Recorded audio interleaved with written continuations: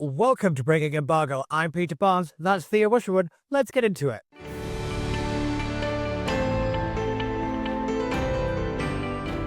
Thank you so much for joining us here at Breaking Embargo. You know, we have 12 years, a political journalist, broadcasting. You must have pretty much seen everything in that time.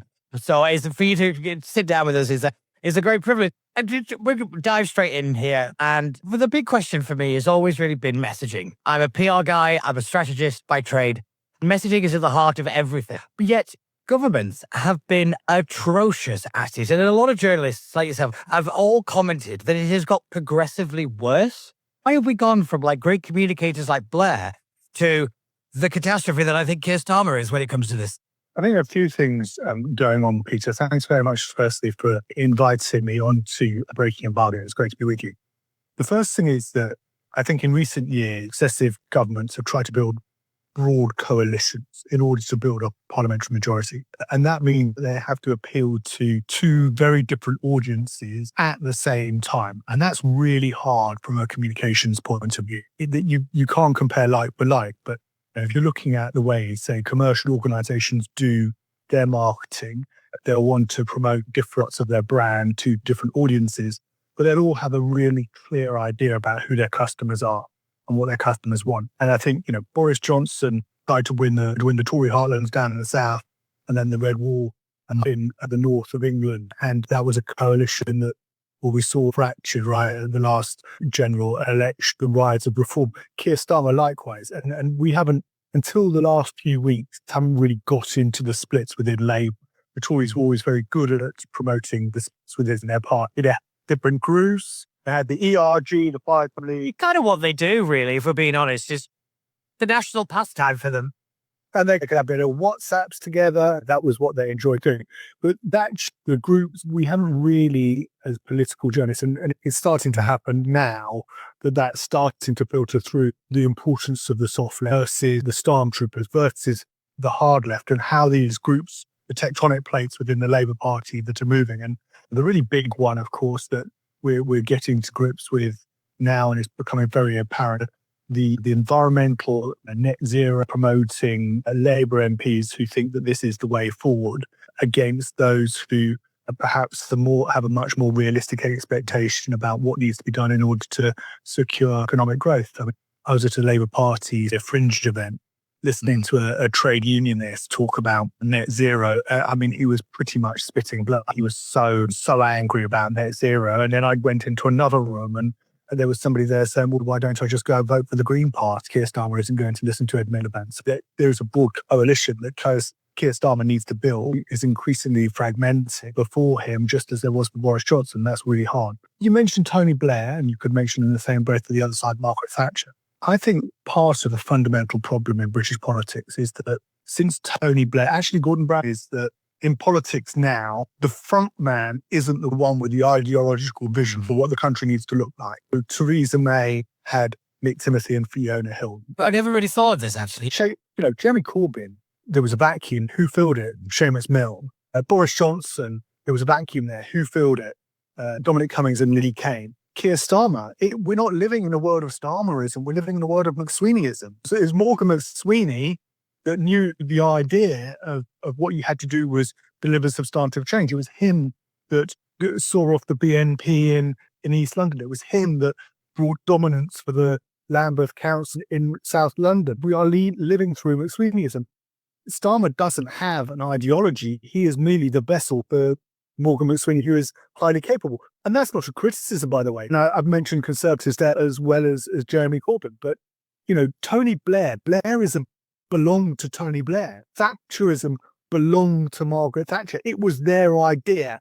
And then they brought in the advisors to help them deliver that vision for the country, whether it being liberating the financial markets in the 1980s or the rapid pace of social reform during the late 90s and into the early noughties under Tony Blair. It was their vision and it belonged to them. And the reason I think this is a particular problem is because around communication is because it's hard to sell something when it isn't yours. It doesn't belong to you. You are merely the person implementing the change. And if you don't viscerally believe what you are doing is the right thing to do, public can see through it. And we've seen that as recently with the announcement on the immigration white paper. That's not that wasn't Keir Starmer of 2020. And it's not the Keir Starmer, it's the Keir Starmer who talks about an island of strangers.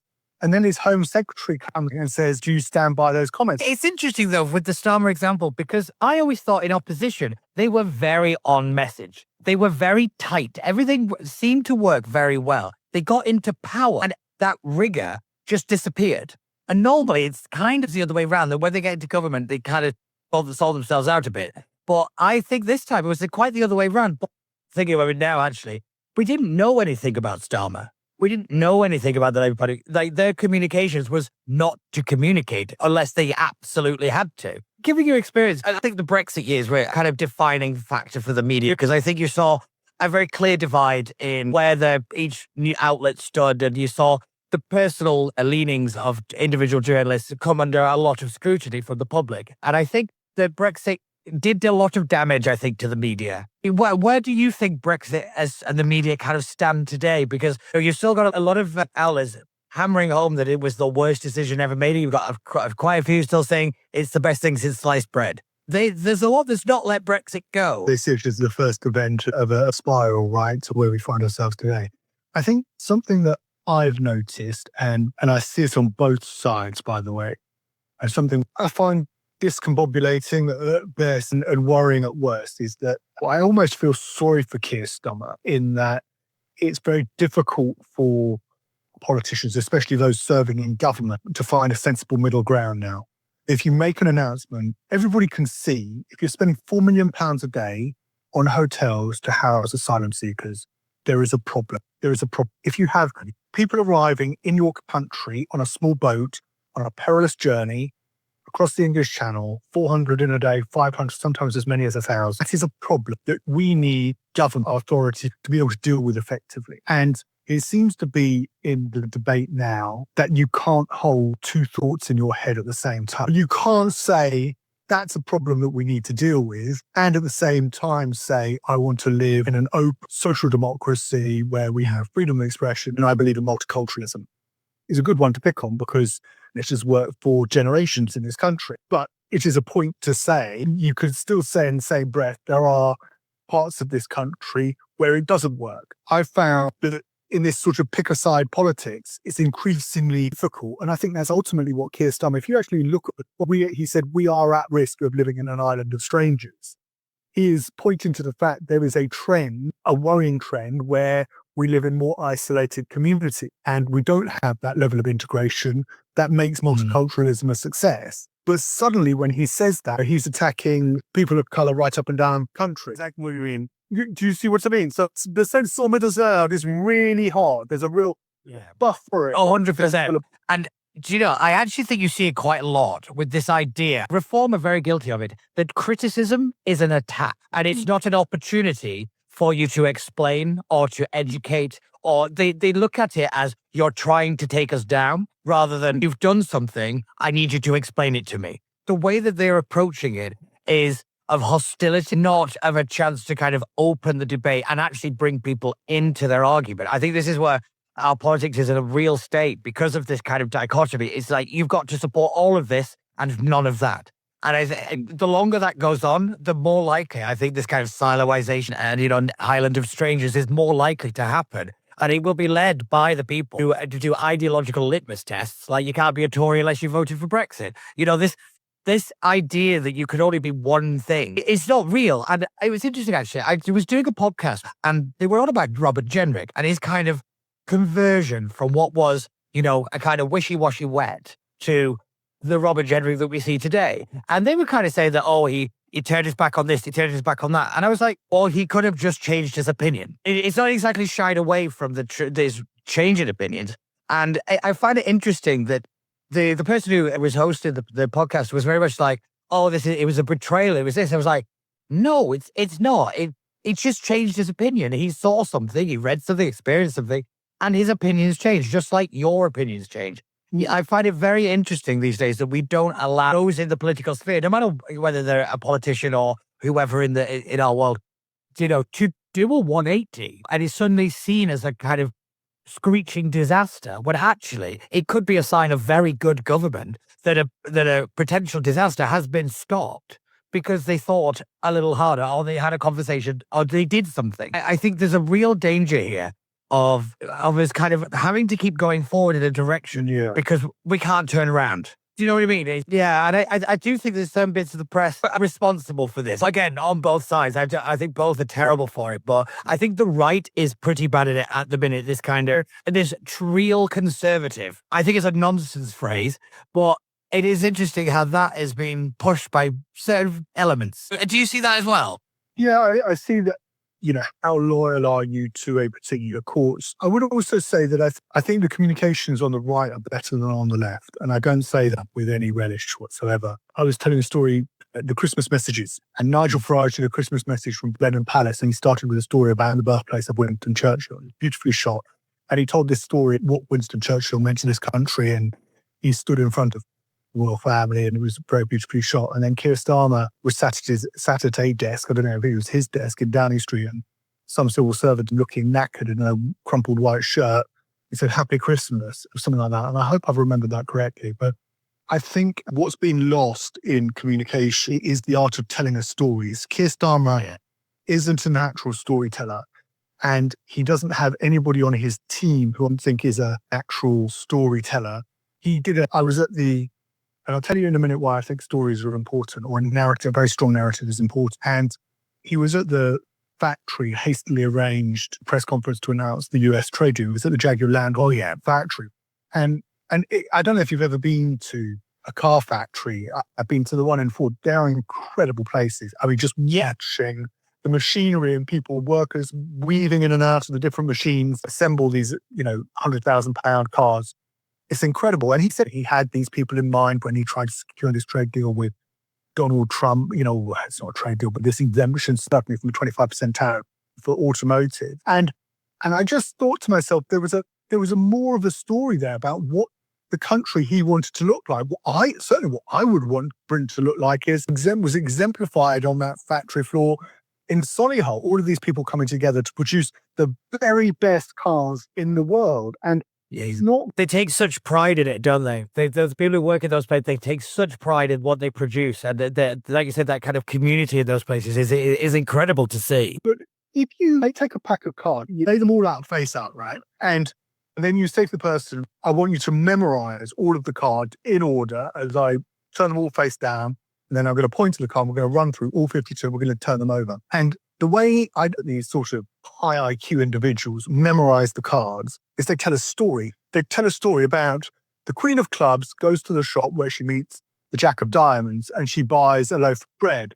She then heads down to the end of the road where she meets the King of Spades. That's how we remember all 52 cards in order. And the reason I say that is because I still remember what Nigel Farage had to say at Blenheim Palace for his Christmas message. I don't remember a single point Prime Minister had to say for his Christmas message, because all I got was word. And it's been much the skill, the civil service, and within Keir Starmer's communications in order to tell a story about the country that he wants to foresee or envision. What is the country going to look like in 2028 or 2029? And I don't know if the civil service have grasped it, because ultimately they're the ones who are providing the service to Keir Starmer in order to produce that message, or whether his team has grasped it. But the establishment, for want of a better word, they're fighting for their lives here. In 2029, as things currently stand, Nigel Farage is going to be Prime Minister, and Lee Anderson is going to be Home Secretary. It's blowing. Considering where we were about 5 years ago, and we thought that was bad. But to coin a phrase, a hard rain is coming. You've got to bring your game up, because if you don't, then we are going to see the result of an election which I don't think anybody in this country is prepared for, least of all our beloved and cherished civil service. It is going to be hard rain. I don't think comes close to what is going to happen. But just when I look at the stuff that's coming out, I have some sympathy, and I can see how the pace of change, trying to form, on the Monday, trying to do the coalition of the willing, on the Tuesday, trying to say, well, actually, Emmanuel Macron, I'm not too bothered about getting close to Donald Trump. And then on the Wednesday, fending off an attack from the left when it comes to immigration. But, it's really difficult. But at the moment, I don't think the government is coming anywhere close to where it needs to be. Yeah, I think you're right there. And I look at the Labour Party's kind of attacks on reform after the locals. Do you know, where they kind of kept playing the dog whistle card and things like that? I was like, you've missed it. You've missed it. That's not landing. But what the writer, I think, have always been very good at is taking those incidents, turning them around and using the questions as their own attack back, saying, you're only asking this because you're part of this kind of liberal metropolitan bubble thing. They're able to kind of nicely box off what is sometimes very legitimate criticism and just kind of to push it away because they play the man, not the ball. But the left, or, the establishment, I think you're right. They are living in a fantasy world where they think the public is somehow on their side. I think the public doesn't really care. In my opinion, I think the public have just disengaged entirely from the nonsense that's been going on. I think the locals kind of proved that. They really do have to just get in the game. Farage has had a long time to work this out. I don't like it when people downplay him. I'm not a Farage fan, but he's an operator. He's one of the best we've seen in a long time. I was talking with Alex Phillips the other day about just how long he's been around, how rare that actually is. He's been able to reinvent himself so many times. He's a very capable person, and they underestimate him because I still think it boils down to the fact that they don't like the people that like Nigel Farage. I still think they have that barrier between them, that they can't talk to people or hold politics that they don't like. Do you think that's really been one of the main roadblocks for the more left-leaning parties to make inroads on issues that the country cares about, like the small boats, for example? You could talk the perilous journey and all the rest of it, but what people are seeing is very different coming out of Farage or even the right of the Conservative Party when they see people dancing in 4-star hotels. They're not very good at fighting back. The problem that Labour has got is that within the Labour Party, it is not in their in the belly of their stomach to think that sort of visceral link to those voters in the red wall seats. I just don't think that was in the same way that it was there with Charles Clarke or John Reid or David Blunkett. Nobody in that cabinet of Keir Starmer's that you can think of as having that intrinsic link with those voters in those crucial parts of the country that Labour need to, well, they've won it in the last election, they've won the majority of them in the last election, but certainly need to retain next time round. Funnily enough, actually, I don't think all is lost. No, neither do you, yeah. There was some polling for More in Common that I think I've done 2 or 3 excerpts since it came out with after the local elections, which actually found the Labour voters who left after the general election to vote reform, what they really want is just the government to be successful in dealing with immigration and dealing with the fact that they don't feel better off, and dealing with the fact that waiting lists they're coming down, but they're nowhere near where they should be. And actually, if Keir Starmer, and this is essentially Mill Sweeney, is if you actually make people feel that you are actually go all the way back to Blair. I mean, this was Blair all over. If people feel the benefits of voting for your party, if people feel the benefits of voting for Labour, then they will vote Labour again. And there is my slight concern with delivering on that. The challenges are so great that this was something I was hearing from the Tories at the back end of the last government, were just all shrugging their shoulders. The problems that we're facing are unfixable. And it sort of came out when Starmer was asked about the European Convention on Human Rights and Article 8 and the case of criminals where the government wants to deport them and then they can't deport because their kid doesn't like chicken nuggets in Albania and want to eat chicken nuggets in the country or wherever it was. Right? So there's that sort of, how do you deal with the ECHR? One option is to leave the ECHR, but Starmer made the point in reply, it was to Express journalists, which was actually, we want to sign agreement with countries that actually sign up to the ECHR, and they're only going to think that we abide by international law if we remain part of the convention. And so it's very difficult to see how the government is going to deal with it. We've seen the pushback from the judiciary, the intransigence of judges think, well, we've got precedent for Article 8, I'm going to use Article 8 and I'm going to accept Article 8 again. And how he deals with that without actually withdrawing us from the ECHR, but he's not prepared to do it because, of course, we can't then sign the agreement. So what I'm basically saying is a bit like the challenges facing Keir Starmer's government is a little bit like a Rubik's Cube where they've swapped all the stickers around and it's unpicked. That's a great, that's that's what I sort of think is the predicament. We have a civil service that wants to do things in analog, going back sort of as if we're living in the sort of high times of 2005, 2006. But ultimately, the problems, even if we don't do everything in a way that conforms with rules and conventions, that protect all of our rights, by the way, all of our rights going back, to the end of back in, the aftermath of the Second World War, then we're not going to solve any of these problems unless we're really prepared to do things very differently. And then, of course, if we do things very, very differently, we live in a globalized world, and those people who we now want to do deals with won't necessarily engage with us. Yeah, I think that's absolutely spot on, really. But then I do think that the bigger problem then is you have people running around offering what I call silver bullet policies to these very complicated problems, thinking, oh, just turn the boats around. Like, it's the complexity of that issue is unfathomable to most people. People actually who now study it is that complicated to actually fix this problem. And you think that just that putting the Navy in the channel is a sensible solution? It's infuriating at times to listen to what is supposed to be the potentially next government. Look, I think there's a temptation to say, oh, well, look at what Donald Trump's done in America, right? And particularly around those where he wanted to deport criminals that ICE had rounded up and were flying to countries in Central and South America. And then there was some pushback where these countries weren't going to accept them, and they would turn around. And Trump said, right, well, I'm just going to stop trading with you, forget it. And it's like, why can't we just do what Donald Trump done? Well, the United States of America is the most powerful economy in the world, and it's also the most powerful economy to the surrounding countries in the Western Hemisphere.